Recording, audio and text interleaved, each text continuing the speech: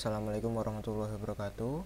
Izin memperkenalkan diri, nama saya Embu Banjar Kusuma, NPM 1817051048. Di video ini saya akan menjelaskan mengenai jurnal atau paper yang saya pilih sebagai untuk materi yang akan saya jelaskan untuk tugas dari multimedia tanggal 3 April 2020.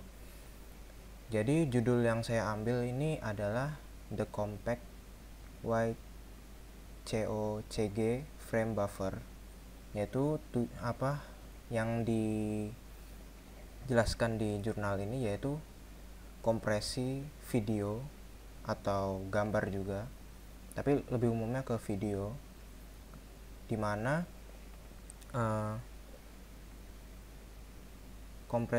cara kerja kompresinya yaitu membagi pixel, yaitu seperti di gambar ini kan ada disederhanakan menjadi 3x3 pixel, dimana pengambilannya itu dari 3 warna yang sudah disebutkan tadi, yaitu Y yellow, CO ini cyan tapi yang orange, dan yang CG ini cyan tapi yang green. Nah, ketiga warna itu dikelompokkan dan difokuskan sehingga dari yang tadinya kompleks warnanya di sini menjadi 3x3 yang hanya ada kombinasi dari 3 warna di atas tadi, sehingga tidak perlu merender sedetail mungkin.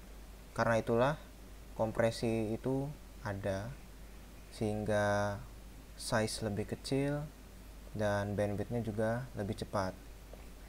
Jadi tipe kompresi yang ada di jurnal ini yaitu bersifat lossy atau hilang dan tidak bisa kembali ke keadaan semula. Dan ini tujuannya yaitu untuk meringankan beban GPU atau kartu grafis dan program softwarenya ini, API ini. Kemudian untuk skema kompresinya ini memperbolehkan full color image atau gambar warna penuh ini menjadi raster, yang tadinya biasanya kan ada yang kadang tipenya vektor, kemudian di sini otomatis jadi raster, hanya menggunakan channel 2 warna untuk setiap pixelnya.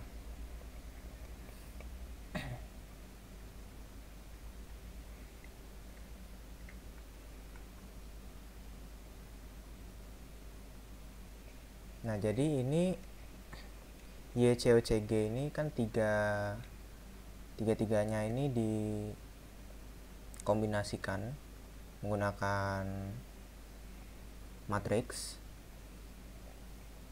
Nah, ini kan YCOCG dan ini matriks yang dikalikan dengan RGB.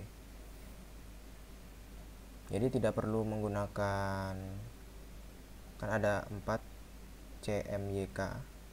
Nah, ini yang digunakan hanya YCOCG nya saja, karena 3 warna ini terlihat mirip, jadi bisa disambungkannya lebih mudah seperti itu, sehingga kompresinya lebih efisien.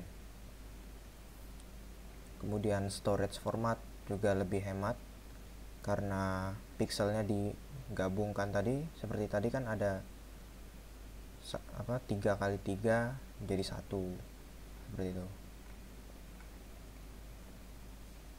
Kemudian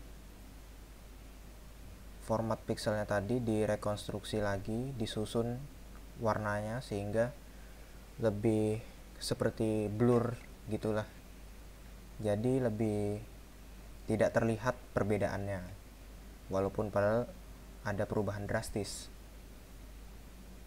Nah, kalau ini kan ya, jadi tadinya detail banget, kemudian berubah jadi semakin blur, hilang warnanya, tapi kelihatannya tidak ada beda dan malah bagusan yang setelah dikompresi, seperti itu.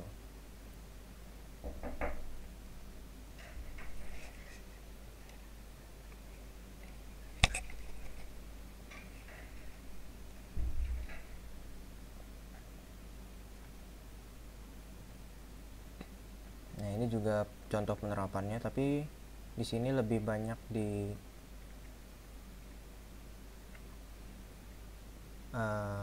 lebih ke yang benda-benda yang jauh. Jadi yang pikselnya terlihat kecil banget disatukan begitu. Jadi untuk benda-benda yang dekat tetap dibiarkan, namun yang jauh di mana penonton jarang melihat ke situ, nah itu dimanfaatkan untuk dikompres sehingga lebih hemat. Jadi ini juga tidak dipukul rata kompresinya, tapi juga melihat detail jaraknya juga.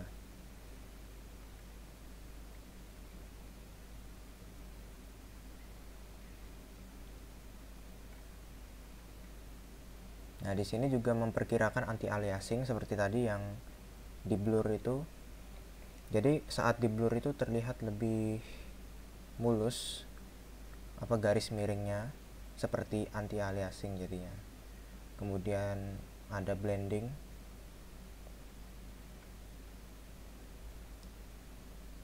Kemudian ini performanya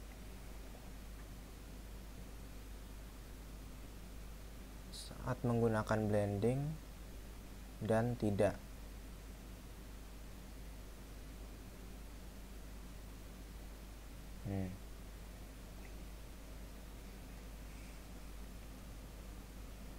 Jadi setelah dikompres, size pixelnya ini semakin kecil.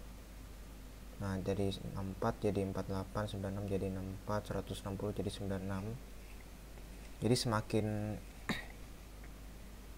hemat begitu, dan jelas bandwidthnya ini lebih cepat. Kemudian blending dan no blending ini sama aja.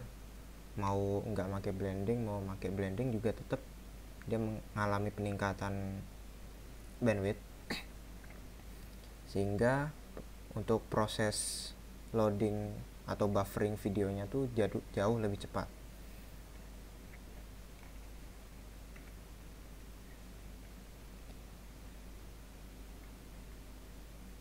Jadi sekian mengenai jurnal yang saya ambil, yaitu tentang kompresi yellow, orange, dan green. Kurang lebihnya saya mohon maaf. Saya akhiri. Wassalamualaikum warahmatullahi wabarakatuh.